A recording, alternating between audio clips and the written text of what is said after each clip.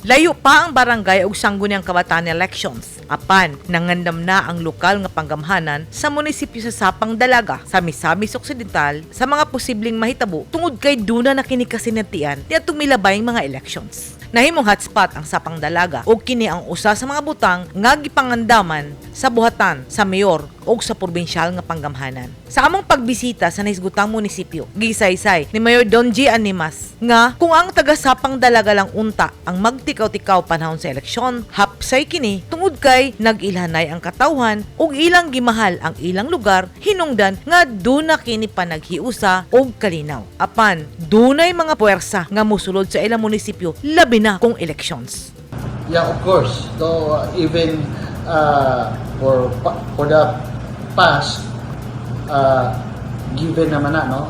Even one color, one party color midere, pero but as to preparation,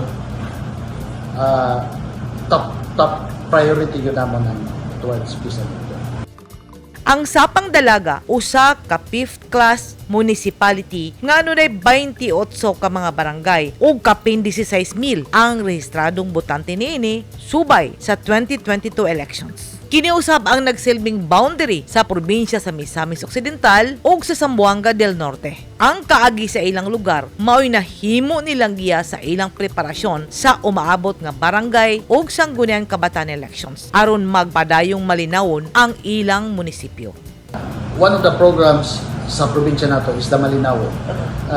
One of the mandates from the grassroots barangay setyo down to munisipyo. One is to identify kung kinsa tong mga stranger, kinsa tong bagong nawong, kinsa tong na-record. So that's the basic nga ang amuan. So time to time mga barangay officials mo report na nga si Juan de la Cruz taga barangay Kaluya na itaw gidala diri duha ka buok wala ni kaila. So that's mo na na mo gyud nga amo ang Profiling. Tungod kay hapit ng barangay ug SK elections, unsa ba ang preparasyon ni Mayor Don G. Animas alang sa Sapang Dalaga? Ang preparation nato sa barangay election, one, to make sa Pandalaga clean and honest election. So, in other words, peace and order. So, manay pinaka-una nato nga gipreparahan. No? So, second, of course, nagpartisan man ang barangay election, pero in reality, naamagina. So, i-check na ko ang accomplishments sa mga incumbent, whether ipadayon ba sila kandidato or not, or sa panadya. So, ang pinakakuan nga, they are capable ba for their second term or last term as barangay officials. For previous elections, ang Sapang Dalaga is one of the hotspot. So, first and foremost, ang pinaka-concern is the peace and order.